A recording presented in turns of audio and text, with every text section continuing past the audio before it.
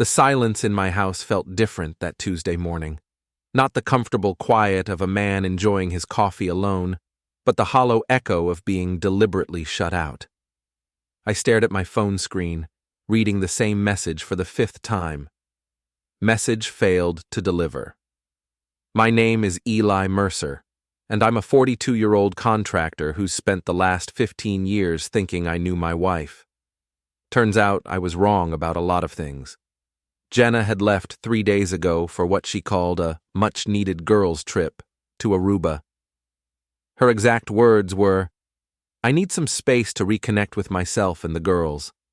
The girls being her college sorority sisters who still acted like they were 22 despite pushing 40. I'd tried texting her yesterday, then again this morning. Both times, the same result. Message failed to deliver. When I tried calling, it went straight to voicemail. Not the kind that means the phone is off or out of service. The kind that means you've been blocked.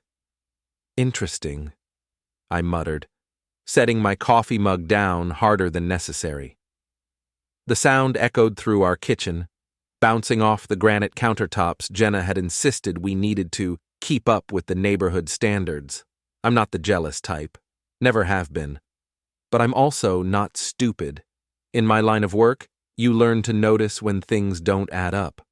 When a foundation has cracks, when electrical work looks shoddy, when someone's story has holes big enough to drive a truck through. Being blocked by your own wife while she's on vacation? That's a hole you could drive a convoy through. I grabbed my phone and scrolled through my contacts until I found Brittany Haynes. Britt was Jenna's best friend since college, her partner in crime, and the one person who knew all of Jenna's secrets. If anyone could explain why I was suddenly persona non grata, it would be her. The phone rang 4 times before Britt answered, and I could immediately tell she'd been drinking. It was 11 in the morning. "Eli? Oh, hey, what's up?"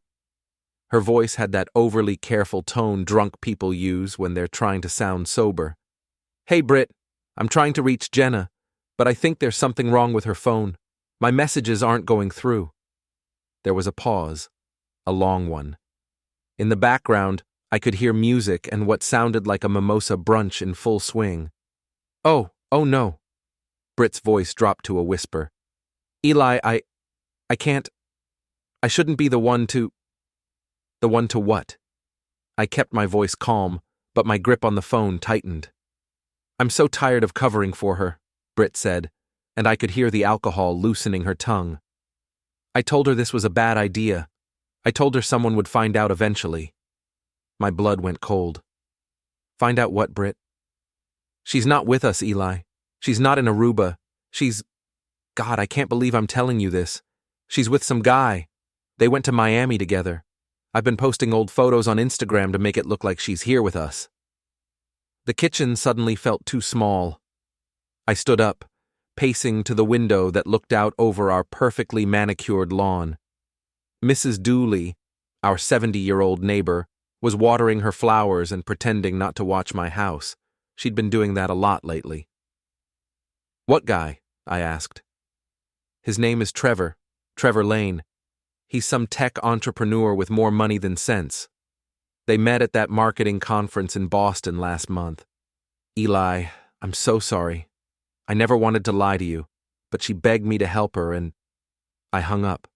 For a long moment, I just stood there, staring out at the street where I'd lived for 8 years. The street where Jenna and I had talked about raising kids someday. The street where we'd hosted barbecues and Christmas parties and pretended to be the perfect suburban couple. My phone buzzed. A text from Britt. "Eli, please don't do anything crazy. Call me back." Then another buzz. This time it was a photo. I opened it and felt something cold settle in my chest. There was Jenna, my wife of 12 years, pressed up against some guy in an expensive suit at what looked like a high-end club. Her hand was on his chest, her head thrown back in laughter. She was wearing the red dress I'd bought her for our anniversary last year. The guy, Trevor apparently, had his arm around her waist and was looking at her like she was the only woman in the room. They looked comfortable together. familiar, like this wasn't their first time playing house. I studied the photo more carefully. The background showed palm trees and neon lights. Definitely Miami, not Aruba. And definitely not a girls' trip. My phone rang. Britt again. I declined the call. Another text from her. I'm sorry, I was drunk. I shouldn't have sent that. Please don't tell her I told you. I set the phone down and walked to the kitchen counter where Jenna's mail was still piling up. Bills mostly, but also a credit card statement I hadn't seen before. I opened it. Charges from Miami. Expensive restaurants, high-end hotels, designer boutiques, all from the last 3 days, all on a card I didn't know existed. Well, I said to the empty house. Looks like someone's been planning this little getaway for a while. I made myself another cup of coffee and sat down at the kitchen table to think. Jenna had blocked me, lied to me, and was apparently living it up in Miami with her new boyfriend on a secret credit card. The question was, what was I going to do about it? I'm not a violent man, never have been, but I'm also not the kind of man who takes being made a fool of lying down. In my business, reputation is everything. Word gets around that you're a pushover, and suddenly every client thinks they can walk all over you. The same principle applied to marriage, apparently. My phone buzzed again. Another call from Britt. This time I answered. Eli, thank God. Listen, you cannot tell Jenna I told you. She'll kill me. Literally, kill me. How long? I asked. What? How long has this been going on?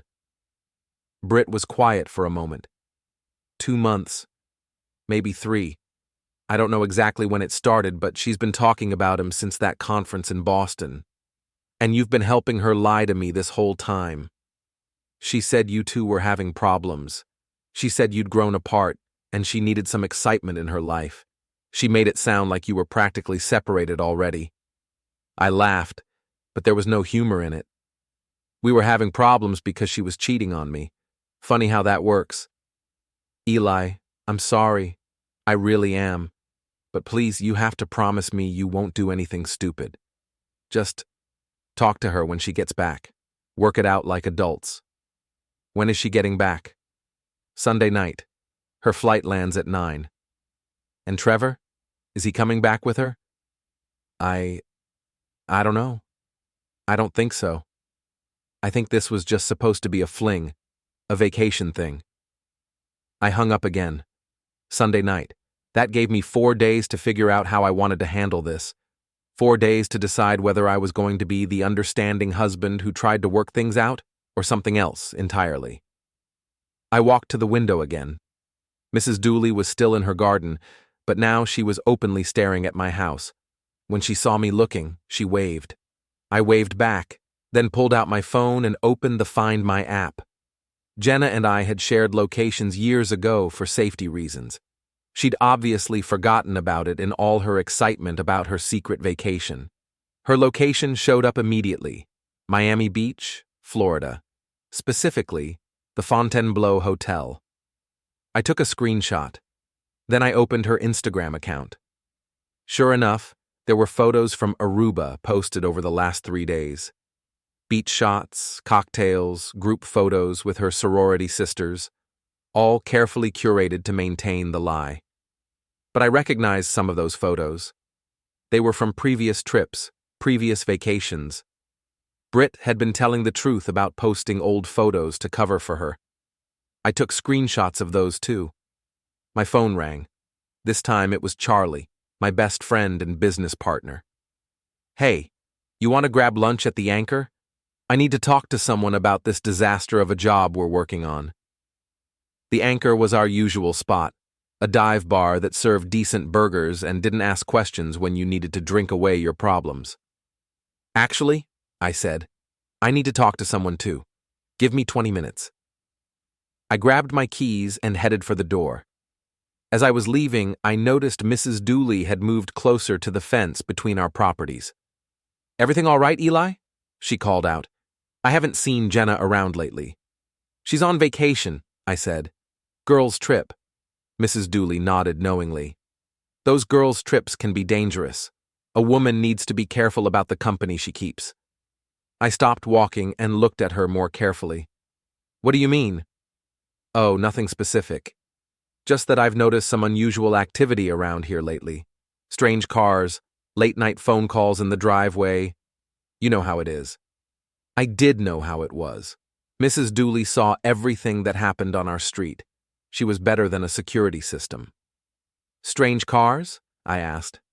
A silver BMW, expensive looking, showed up a few times over the last couple of months, usually when your truck wasn't in the driveway. The driver would wait outside until Jenna came out, then they'd drive off together. Did you see the driver? Young man, well-dressed, looked like he had money. She paused. I minded my own business, of course. Of course she did. Mrs. Dooley minding her own business was like a fish minding its own swimming. Thanks for keeping an eye on things, I said. Anytime, dear. That's what neighbors are for. I got in my truck and drove toward the Anchor, my mind racing.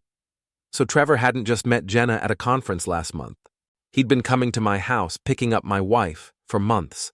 While I was at work, busting my ass to pay for the mortgage and the credit cards and the lifestyle she insisted we needed to maintain. The more I learned, the angrier I got. But it wasn't the hot, explosive kind of anger that makes you do stupid things. It was cold, calculated anger, the kind that makes you plan. By the time I pulled into the Anchor's parking lot, I'd made a decision. Jenna wanted to play games? Fine, I could play games too, but I was going to play to win. The Anchor smelled like stale beer and fried food, exactly the way it had for the past 20 years. Charlie was already there, nursing a Budweiser and looking like someone had run over his dog. You look like hell, I said, sliding into the booth across from him. Job from hell, he replied. Client keeps changing their mind about everything. First they want hardwood floors, then they want tile, now they want some imported marble that costs more than my truck. And they act like it's our fault when the timeline keeps shifting. Charlie Morrison had been my business partner for 8 years and my best friend for longer than that. He was the kind of guy who'd help you move a body without asking questions, then crack jokes while you dug the grave. Speaking of things that cost more than your truck, I said, I need to tell you something. I filled him in on everything. The blocked messages, the conversation with Britt, the photo, the credit card statement, Mrs. Dooley's intelligence report. Charlie listened without interrupting, his expression growing darker with each detail. When I finished, he was quiet for a long moment. Well, he said finally, that's fucked up. Yeah. So, what are you going to do about it? I pulled out my phone and showed him the screenshot of Jenna's location. I'm thinking we take a little road trip to Miami. Charlie raised an eyebrow. We? You said yourself this job is a disaster. What's one more day going to hurt? Eli, I'm all for supporting my friends, but driving to Miami to confront your cheating wife sounds like a good way to end up in jail. I'm not going to confront her. I'm going to gather evidence. If this goes to divorce court, I want to have everything documented. That was partially true.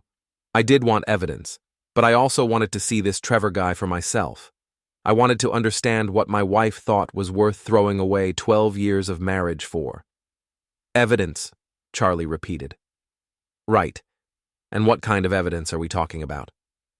Photos, video, maybe a conversation or two, nothing illegal. Charlie finished his beer and signaled for another. You know, my cousin went through a messy divorce a few years back. Cost him half of everything plus alimony. You might want to think about whether you really want to go down this road. She's already gone down the road, I said. I'm just following the trail. Fair enough. But if we're doing this, we're doing it smart. No confrontations, no drama. We watch, we document, we leave. Agreed.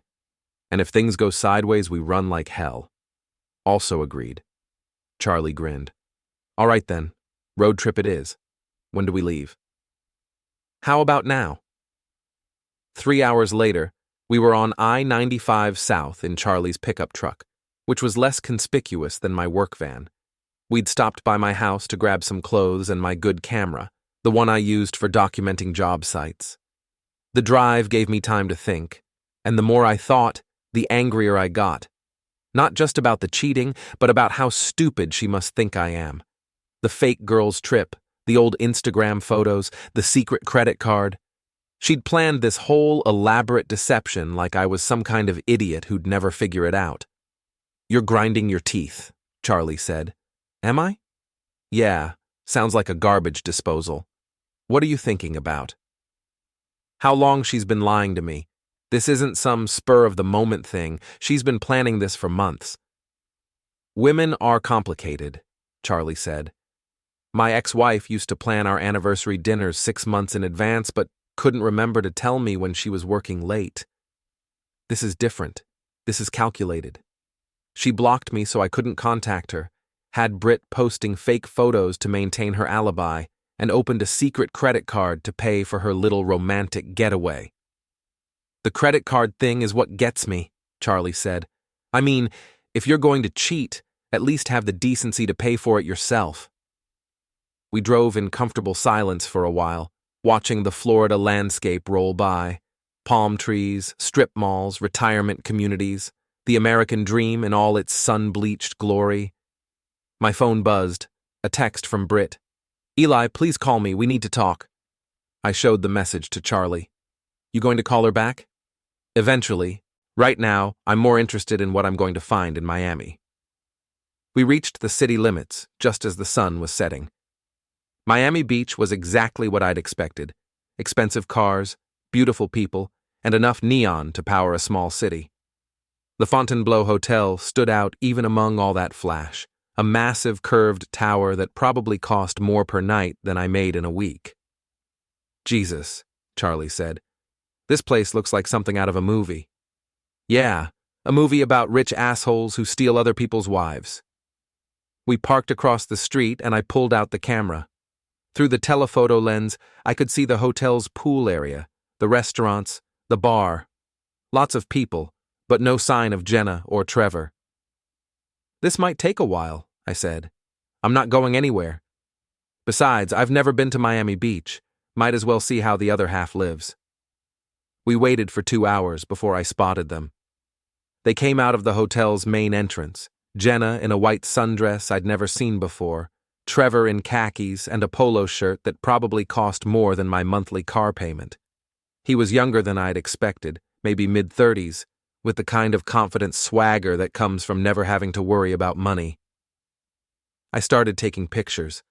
They walked to the valet stand, where a silver BMW was waiting. The same BMW Mrs. Dooley had seen in our driveway. "That's them," I said. Charlie leaned over to look through the camera's viewfinder. "He looks like a douche. Rich douche. The worst kind." I kept shooting as they got in the car and drove away. Then I started the truck and followed at a distance. They went to dinner at a restaurant called Joe's Stone Crab, the kind of place where you need a reservation 3 months in advance, and the wine list starts at $50 a bottle. I parked across the street and watched them through the windows. Jenna was animated, laughing, touching Trevor's hand across the table. She looked happier than I'd seen her in years. That hurt more than I'd expected it to. "She looks different," Charlie said. "Different how?" "Younger, more alive, like she's actually enjoying herself instead of just going through the motions." He was right.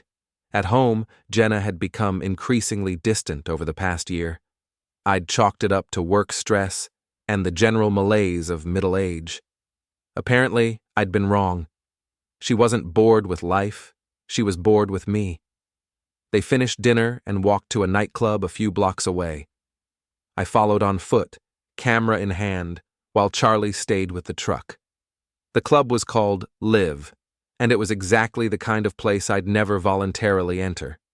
Loud music, expensive drinks, and a crowd that looked like they'd stepped out of a fashion magazine. The bouncer at the door was the size of a refrigerator and twice as intimidating.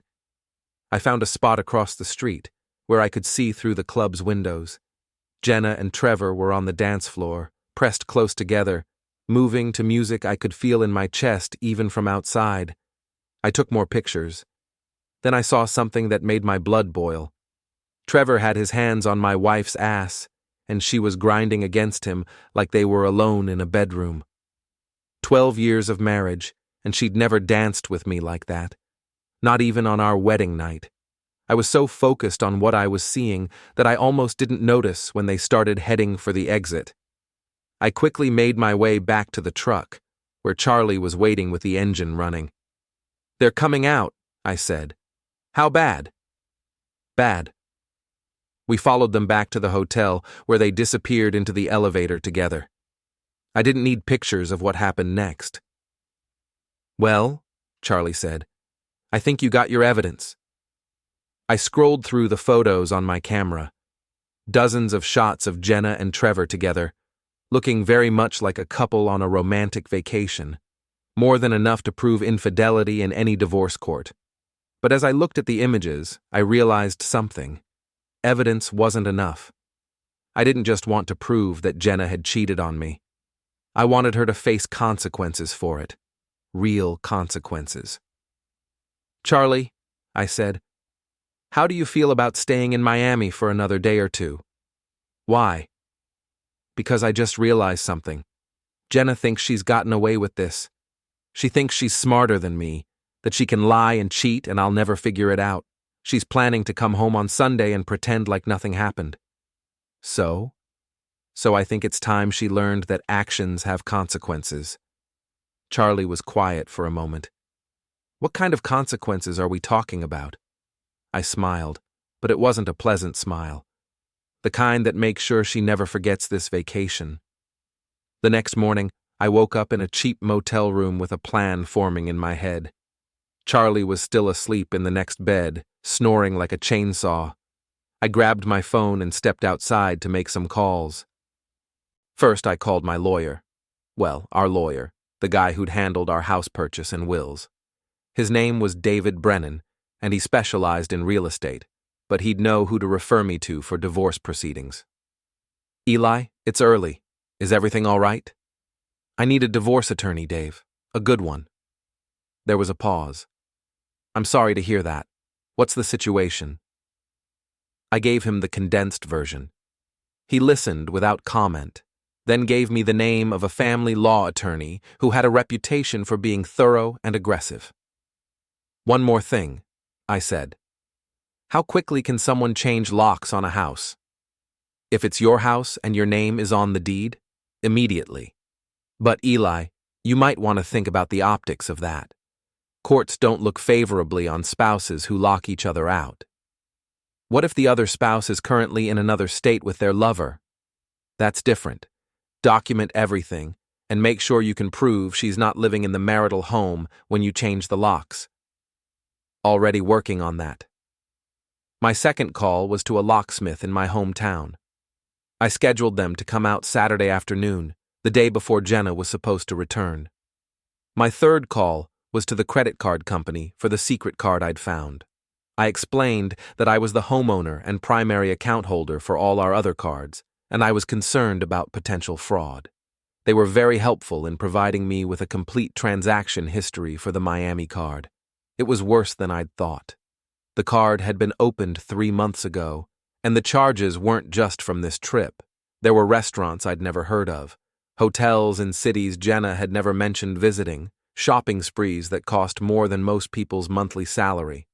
This wasn't a fling. This was a full-blown affair, funded by credit I'd be legally responsible for. Charlie emerged from the motel room looking like he'd been hit by a truck. "Coffee," he mumbled. "Need coffee." "Get dressed," I said. "We've got work to do." Over breakfast at a nearby diner, I outlined my plan. Charlie listened, occasionally nodding or asking clarifying questions. "So let me get this straight," he said when I finished. "You want to confront this Trevor guy directly?"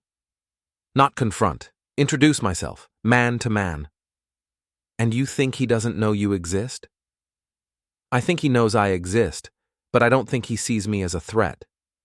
Rich guys like him think they're untouchable. They think they can take whatever they want without consequences." "What if he calls the police?" "For what? Having a conversation?" I'm not going to threaten him or touch him. I'm just going to let him know that I know who he is and what he's been doing. Charlie stirred his coffee thoughtfully. You know, there's something to be said for the element of surprise. He's probably never had to deal with an angry husband before. Exactly. We spent the morning doing reconnaissance. I wanted to learn everything I could about Trevor Lane before I approached him. A few Google searches revealed that he was the founder of a tech startup that had been bought out by a larger company for several $1,000,000. He lived in a penthouse apartment in downtown Miami and drove expensive cars like they were disposable. He also had a social media presence that screamed, "Look at me." Instagram photos of exotic vacations, expensive meals, and beautiful women. Lots of beautiful women. Jenna was just the latest in a long line of conquests. That made it worse somehow. If she'd been special to him, if this had been some great love affair, I might have been able to understand it. But she was just another trophy to him, another married woman he could seduce and discard. Around noon, we positioned ourselves outside the Fontainebleau again. I'd changed clothes and was wearing a button-down shirt and khakis, trying to look like I belonged in their world. Charlie stayed with the truck while I walked into the hotel lobby like I owned the place. The lobby was all marble and gold, designed to impress people with more money than sense. I found a seat with a clear view of the elevators and settled in to wait. 20 minutes later, Trevor appeared.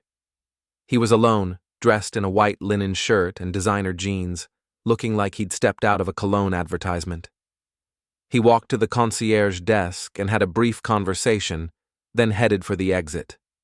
I followed him outside, where he handed a ticket to the valet. While he waited for his car, I approached. "Excuse me," I said. "Are you Trevor Lane?" He turned, and I got my first close look at the man who'd been sleeping with my wife. He was handsome in a generic, Ken doll sort of way. Perfect teeth, perfect hair, perfect tan. Everything about him screamed money and privilege. "Do I know you?" he asked. "Not yet. My name is Eli Mercer. I'm Jenna's husband." The color drained from his face. For a moment, he looked like he might run. Then he seemed to remember where he was and straightened up, trying to project confidence he clearly didn't feel. "I don't know what you're talking about," he said. I pulled out my phone and showed him one of the photos I'd taken the night before. Him and Jenna on the dance floor, his hands on her body. "Sure you do," I said. The valet brought his BMW around, but Trevor didn't move toward it.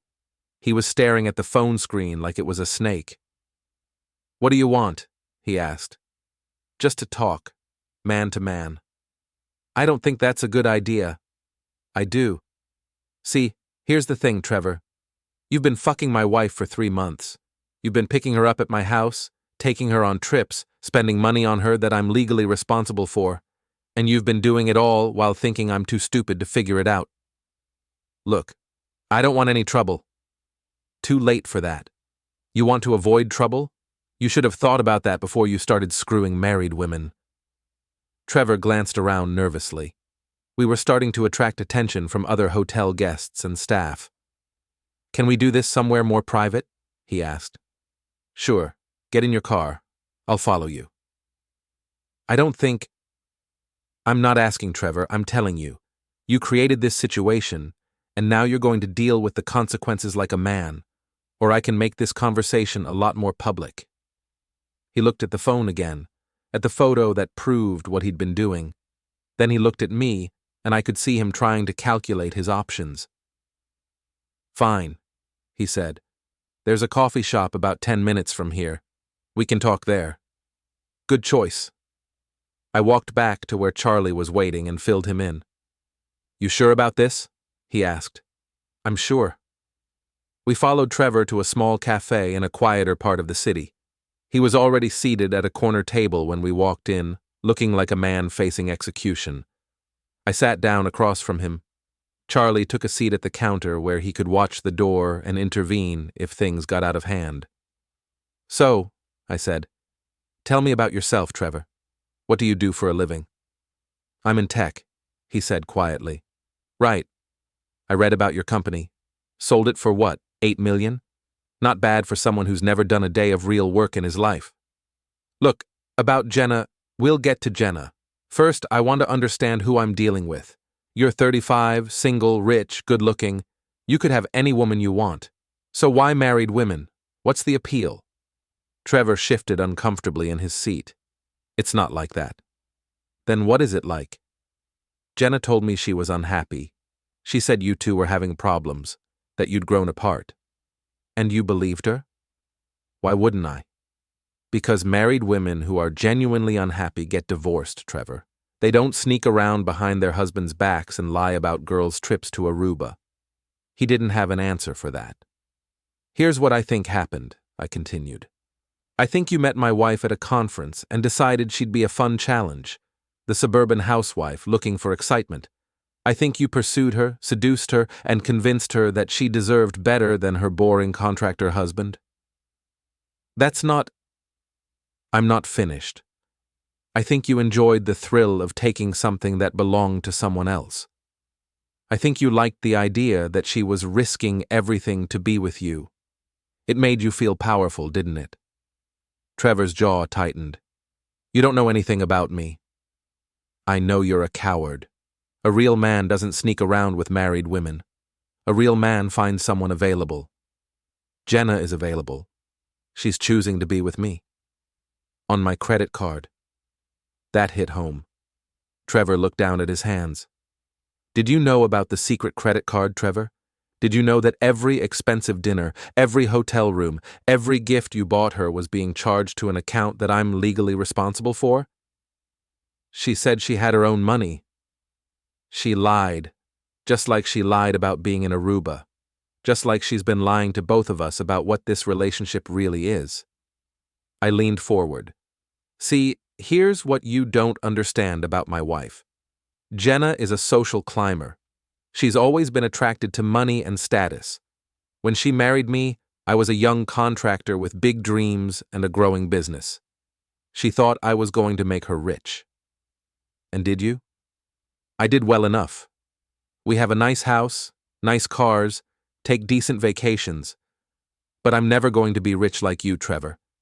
I'm never going to be able to afford the lifestyle she really wants. So she found someone who could. Exactly. And when she gets bored with you, or when you get tired of her, she'll move on to the next guy, because that's who she is. Trevor was quiet for a long moment. When he spoke, his voice was barely above a whisper. What do you want from me? I want you to understand that actions have consequences. I want you to know that this little fantasy you've been living is about to come to an end. Are you threatening me? I'm informing you. Jenna is flying home tomorrow night. When she gets there, she's going to find that her life has changed significantly. The locks will be changed, the credit cards will be canceled, and divorce papers will be waiting for her. You can't just kick her out of her own house. Actually, I can. It's my house. My name is on the deed, I pay the mortgage, and she's currently in violation of our marriage contract by committing adultery in another state. Trevor looked sick. What about me? What about you? Are you going to, I don't know, sue me or something? I laughed. Sue you for what? Being an asshole isn't illegal, Trevor. But I am going to make sure that everyone in Jenna's life knows exactly what kind of man she threw away her marriage for. I stood up to leave, then turned back. One more thing. If I ever see you in my town, if you ever contact my wife again after this weekend, if you so much as drive down my street, I will make your life very unpleasant. I know people in construction, Trevor. People who work with heavy machinery and aren't afraid to use it. Do we understand each other? Trevor nodded quickly. Good. Enjoy the rest of your vacation. I walked out of the cafe feeling better than I had in days. Charlie was waiting by the truck, grinning. How'd it go? Better than expected. He's not as tough as he thinks he is. Most rich guys aren't. They're used to buying their way out of problems. Well, this is one problem money can't solve. We drove back to the motel to pack up. Tomorrow was Saturday, and I had a lot of work to do before Jenna came home. Saturday morning, Charlie and I were back in my hometown by 10 a.m. I dropped him off at his place and headed home to start phase 2 of my plan.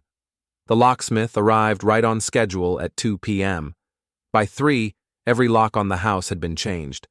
I gave him a generous tip and asked him to keep the work confidential. He assured me that discretion was part of the service. Next, I called the credit card companies and canceled every card that had Jenna's name on it. I explained that we were getting divorced and I needed to protect myself from additional unauthorized charges. They were surprisingly understanding and helpful. Then I went through the house systematically, packing up Jenna's belongings. Not everything. I wasn't trying to be vindictive. But her clothes, personal items, jewelry, and anything else that was clearly hers went into boxes and suitcases. I loaded everything into my truck and drove to her sister's house across town. Lisa answered the door looking confused. "Eli, what are you doing here? And why do you have all those boxes?" "Jenna and I are getting divorced," I said simply. "She's going to need a place to stay when she gets back from her trip." Lisa's face went through several expressions in rapid succession: confusion, shock, concern, and finally understanding. "Oh God," she said. "You found out." "You knew?" I suspected. She's been different lately, happier, but also more secretive, and she's been spending money like crazy. Lisa stepped aside to let me bring the boxes in. "What happened?" I gave her the abbreviated version while I stacked boxes in her living room. Lisa listened without interrupting, her expression growing more troubled with each detail. "I can't believe she did this to you," she said when I finished. 12 years of marriage, and she throws it away for some rich guy she barely knows. Apparently, she's been getting to know him pretty well over the past 3 months. Still, this isn't like her. I mean, Jenna's always been ambitious, but she's not cruel. Maybe you don't know her as well as you think you do.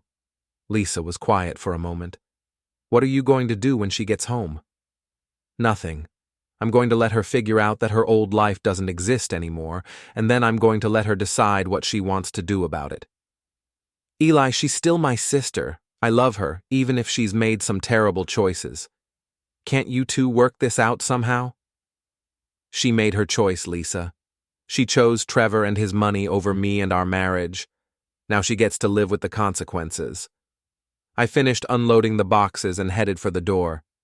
"When she calls you, and she will call you, tell her that if she wants to talk to me, she can do it through my lawyer."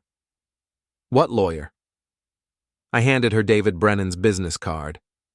"He'll put her in touch with someone who specializes in divorce cases." I left Lisa standing in her doorway, looking like someone had just told her that gravity had been canceled. My next stop was the Anchor, where I knew I'd find most of the town's gossip network on a Saturday evening. Mrs. Dooley was there, holding court at her usual table with 3 other neighborhood women. They looked up expectantly when I walked in. "Eli," Mrs. Dooley called out, "come join us. We were just talking about you." I bought a beer and sat down at their table. All good things, I hope. "We were wondering how Jenna's trip was going. Such a shame that she couldn't take you along." "Actually," I said, "Jenna's trip has been very educational. For both of us." Mrs. Dooley's eyes lit up. She could smell gossip from a mile away. "Oh, how so?" "Well, it turns out she wasn't in Aruba with her girlfriends after all. She was in Miami with her boyfriend." The table went dead silent. Then all 4 women started talking at once. "Boyfriend? Are you sure?" I knew something was going on. "That silver BMW." I let them chatter for a moment, then held up my hand for silence. "Ladies, I'm going to tell you something in confidence, and I trust that it won't leave this table." I paused for effect. "At least not until tomorrow." They all leaned in closer. "Jenna has been having an affair for the past 3 months with a man named Trevor Lane. He's a wealthy tech entrepreneur from Miami. They've been meeting regularly, he's been picking her up at our house, and this week they went on a romantic vacation together while she told me she was on a girls' trip to Aruba." Mrs. Dooley gasped theatrically. "I knew it.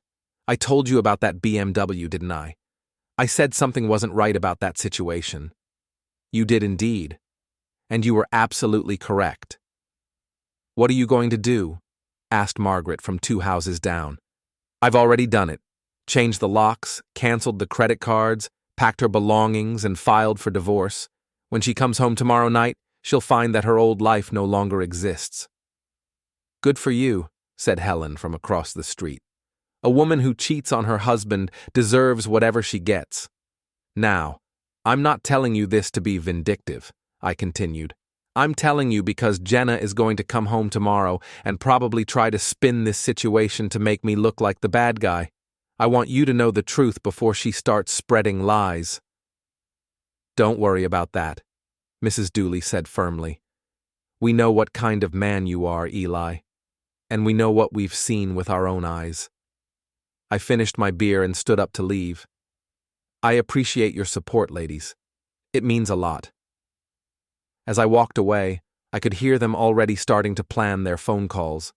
By tomorrow morning, everyone in town would know that Jenna Mercer had been caught cheating on her husband. Sunday evening, I was sitting in my living room watching TV and waiting. Jenna's flight was supposed to land at 9 p.m., which meant she'd probably be home by 10:30, assuming she took a cab from the airport. At 10:45, I heard a car pull into the driveway, then footsteps on the front porch, then the sound of a key being inserted into the lock. When it didn't work, she tried again. And again. Then the doorbell rang. I muted the TV and walked to the front door. Through the peephole, I could see Jenna standing on the porch with her suitcase, looking confused and frustrated. Eli, she called out. The key isn't working. Are you in there? I didn't answer. Eli, this isn't funny. Open the door. I walked back to the living room and turned the TV volume back up. 5 minutes later, my phone started ringing. Jenna's number. I declined the call. She called again, and again. Then she started texting. Why won't you answer the door? What's wrong with the locks? Call me back. I didn't respond. An hour later, the calls and texts stopped. I looked out the window and saw that her cab was gone. She'd probably gone to her sister's house. 20 minutes after that, my phone rang. Lisa's number. Eli, what the hell is going on? Jenna just showed up at my house crying, saying you changed the locks and won't answer her calls. Did she also mention that she spent the last week in Miami with her boyfriend? There was a pause. She says it's not what you think. It's exactly what I think. She's been cheating on me for 3 months, Lisa. I have photos, credit card records, and witness statements. There's no ambiguity here. She wants to talk to you. She says she can explain everything. Then she can explain it to my lawyer. I gave you his card yesterday. Eli, please. She's my sister. She's sitting in my kitchen sobbing. Whatever she did, don't you think she deserves a chance to make it right? She had a chance to make it right 3 months ago when she first met Trevor. She chose to lie and cheat instead. Now she gets to live with the consequences. You're being cruel. I'm being honest. There's a difference. I hung up and turned my phone off. The next morning, I was awakened by someone pounding on my front door.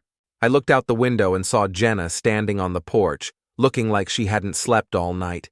Eli, she shouted. I know you're in there. We need to talk. I got dressed and made coffee, ignoring the continued pounding and shouting. This is ridiculous, she yelled. I'm your wife. You can't just lock me out of my own house. Actually, I could. And I had. The pounding stopped, and I heard her talking to someone. Through the window, I could see her on her phone, pacing back and forth on the porch. 20 minutes later, a police car pulled up. 2 officers got out and approached the house. One of them knocked on the door while the other talked to Jenna. I opened the door. Mr. Mercer, I'm Officer Rodriguez. We got a call about a domestic dispute. No dispute, officer. My wife and I are getting divorced, and she's no longer welcome in this house. She says you changed the locks and won't let her get her belongings. Her belongings are at her sister's house. I moved them there yesterday. Officer Rodriguez looked confused. Sir, if this is the marital home, you can't just lock your wife out. Actually, I can. The house is in my name only, I pay the mortgage, and she's currently in violation of our marriage contract due to adultery committed in another state. I handed him copies of the documentation I'd prepared. The deed showing my sole ownership, the credit card statement showing her unauthorized charges in Miami, and several of the photos I'd taken of her with Trevor.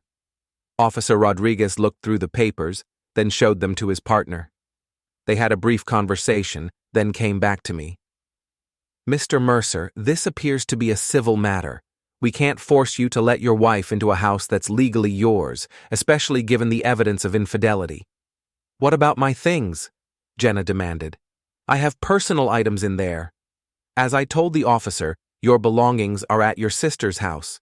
If there's something specific you need, you can make a request through your attorney. I don't have an attorney. Then you should probably get one. The officers left, and Jenna stood on my porch for another 10 minutes, alternating between pleading and threats. Finally, she gave up and left. I watched her walk down the street toward her sister's house, dragging her suitcase behind her. She looked small and defeated, nothing like the confident woman who'd left for her girls' trip a week ago. For a moment, I almost felt sorry for her. Then I remembered the photo of her grinding against Trevor on the dance floor, and the feeling passed. My phone rang. Charlie. How'd it go? He asked. Better than expected. She tried to get the cops to force me to let her in, but they said it was a civil matter.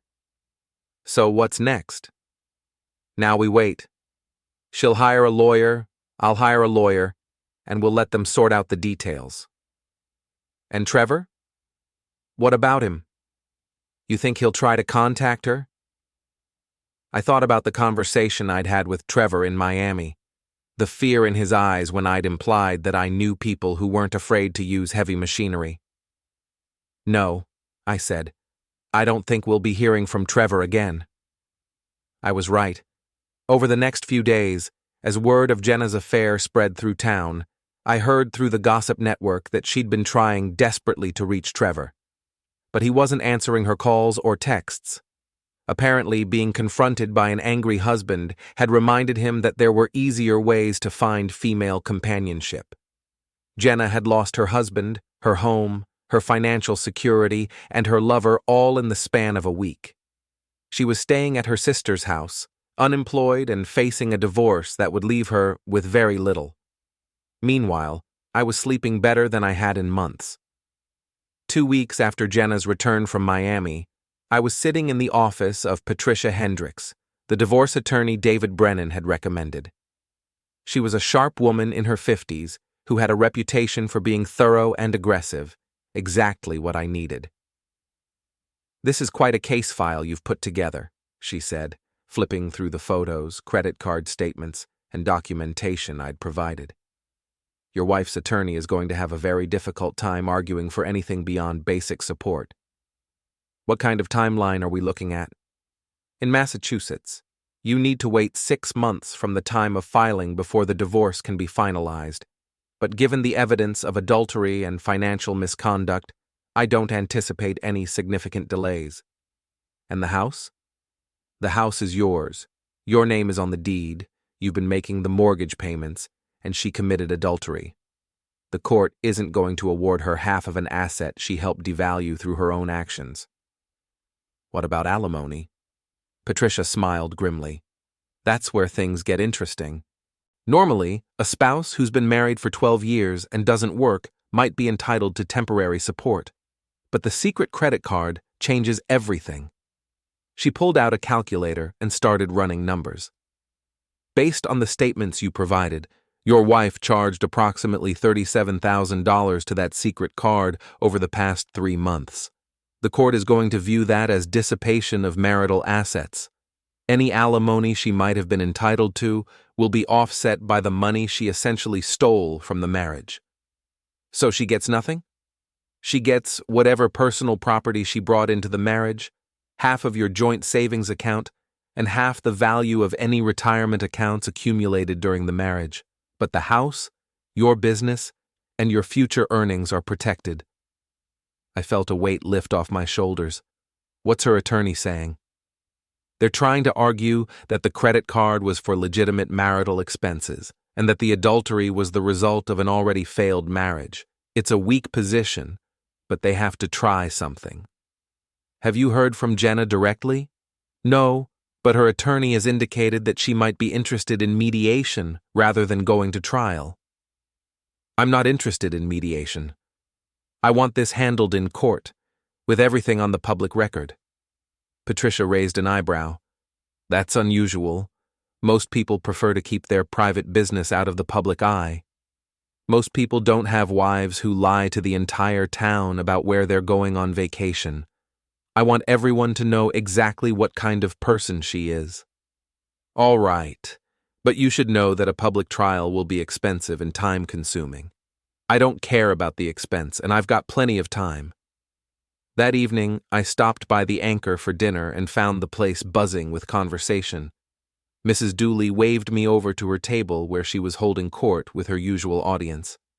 Eli, perfect timing. We were just talking about the Henderson divorce from last year. Remember how messy that got? I sat down with my beer. I remember. Well, it's got nothing on what's happening with you and Jenna. The whole town is talking about it. What are they saying?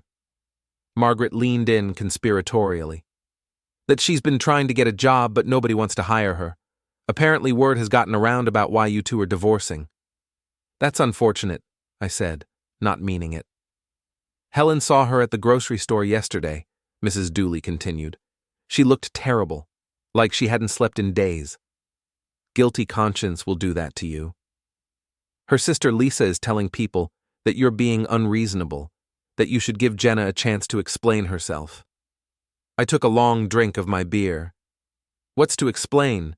She lied about where she was going, spent 3 months cheating on me with a rich guy, and used a secret credit card to finance her affair. Those are facts, not opinions. That's what I told Lisa, Mrs. Dooley said firmly. I said, your sister made her bed, now she has to lie in it, alone. The other women at the table laughed.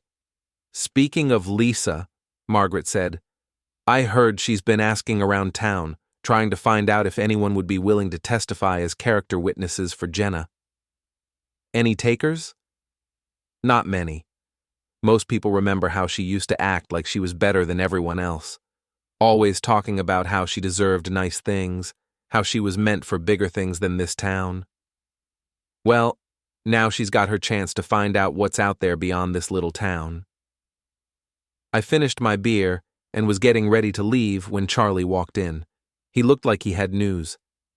Eli, you got a minute? Sure. What's up? I just heard something interesting. You remember my cousin Jake, the one who works for that tech company in Boston? Yeah. Well, he was at some industry event last week, and guess whose name came up in conversation? Trevor's? Bingo. Apparently word has gotten around about his little affair with a married woman. The tech world is smaller than you'd think, and people talk. What kind of talk? The kind that makes investors nervous. Jake said there were rumors that Trevor's been involved in multiple affairs with married women, and that he uses his money and status to manipulate them into leaving their husbands. Interesting. Gets better.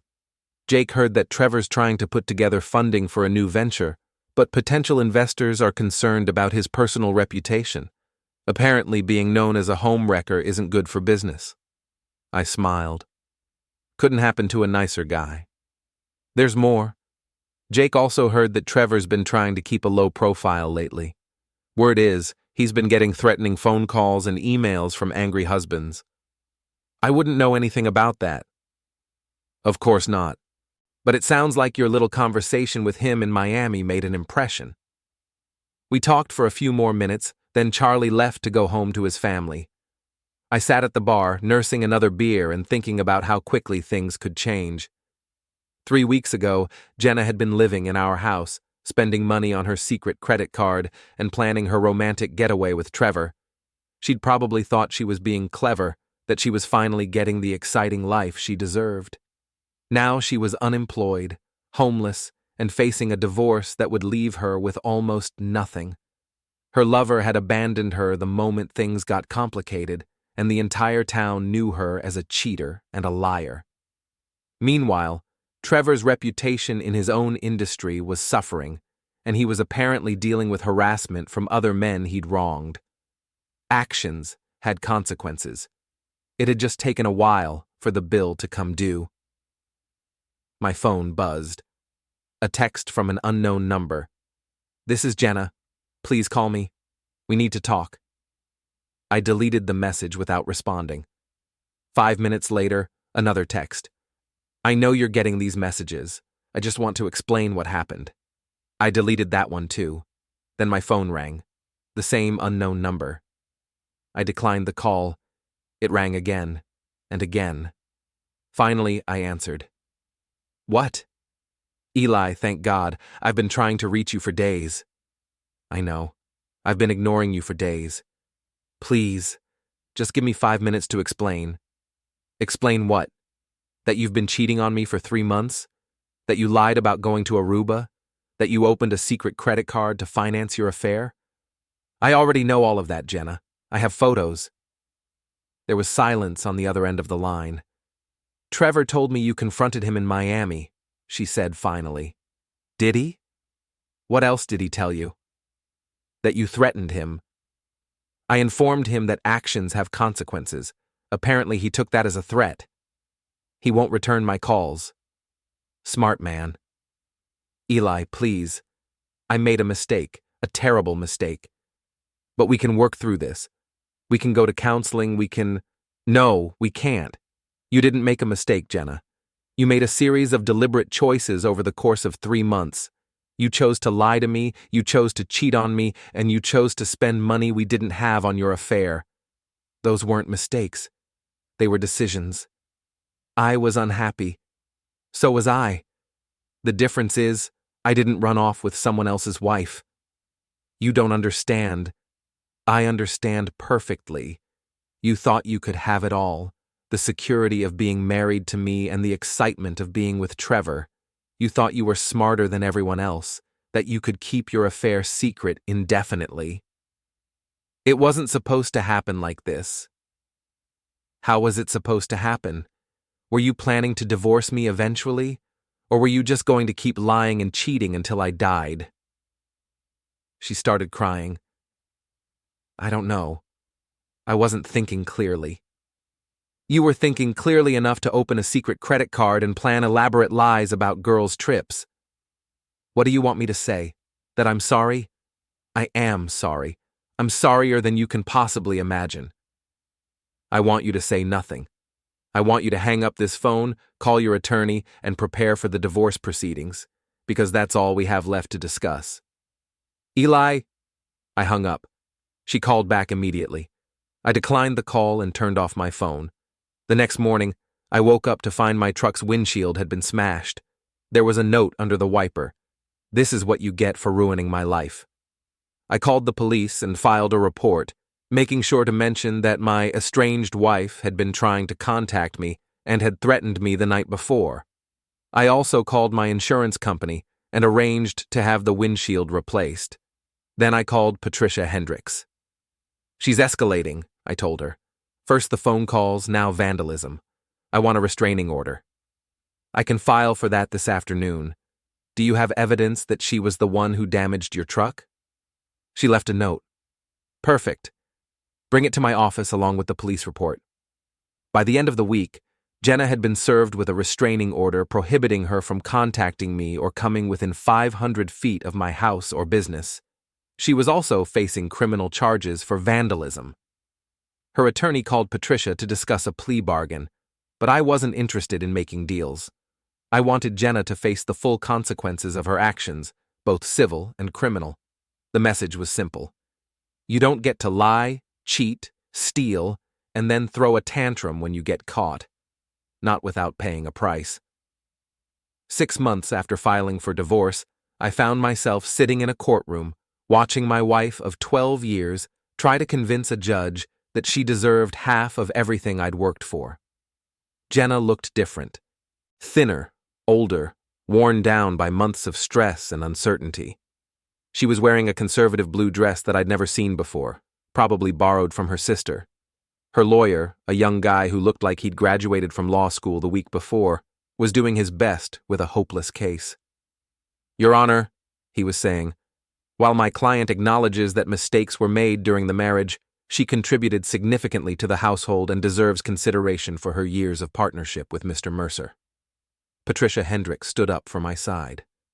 "Your Honor, the evidence clearly shows that Mrs. Mercer engaged in a systematic campaign of deception and financial fraud that undermined the marriage and dissipated marital assets." She laid out the case methodically.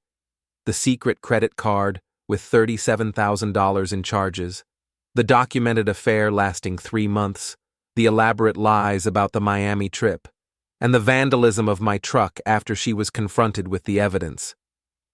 "This wasn't a momentary lapse in judgment," Patricia continued. "This was a calculated betrayal of the marriage contract that lasted months and cost Mr. Mercer both emotionally and financially."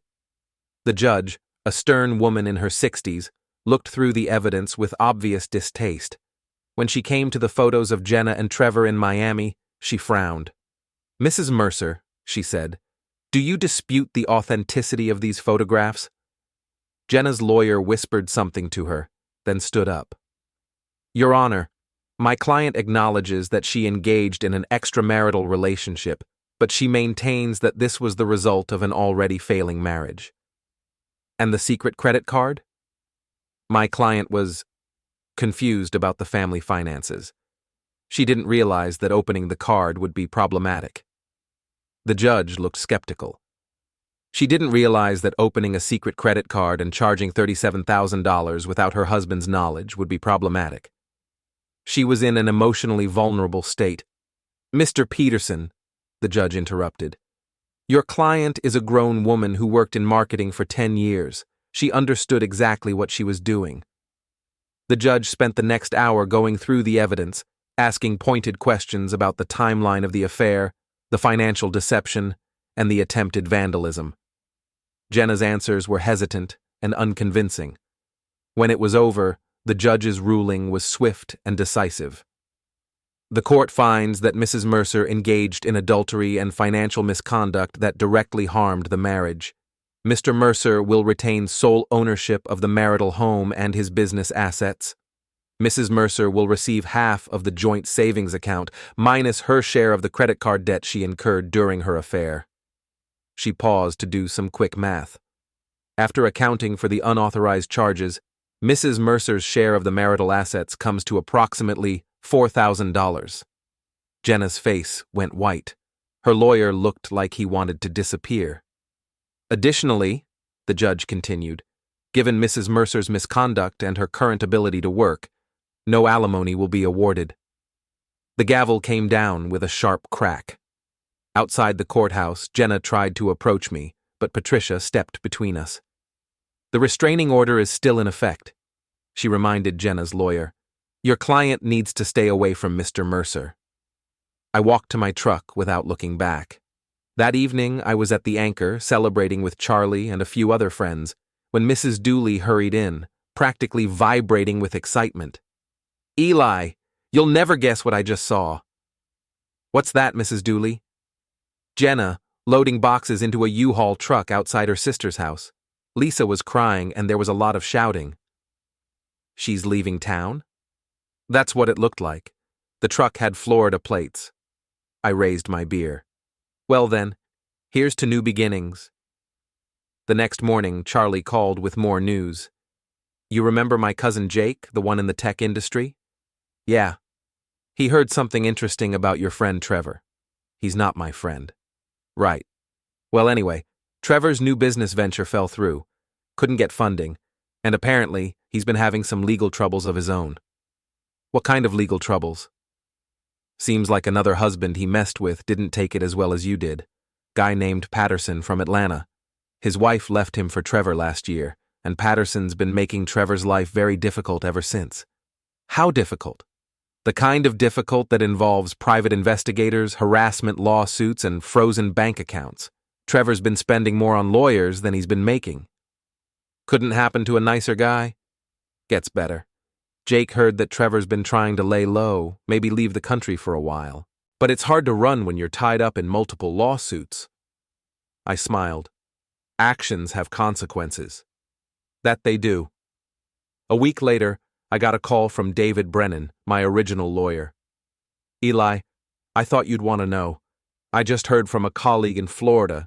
Your ex-wife tried to hire him for a bankruptcy filing. Bankruptcy?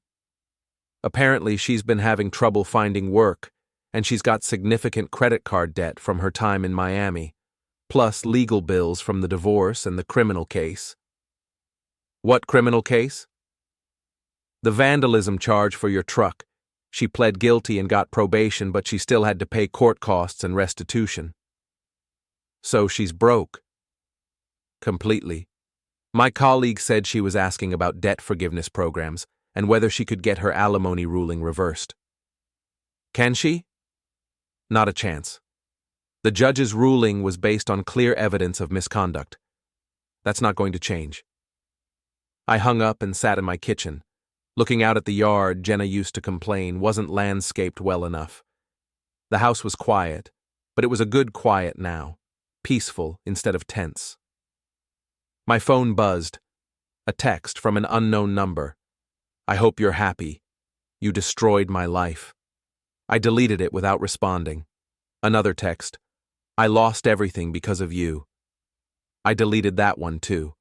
Then, Trevor won't even talk to me. I have nothing left. I blocked the number. 10 minutes later, my phone rang. A different unknown number. What? I answered. It's me. Jenna's voice was barely above a whisper. I told you not to contact me. I'm leaving Florida. I can't make it here. I can't make it anywhere. That's not my problem. Eli, please. I know I hurt you, but this is too much. I'm living in my car.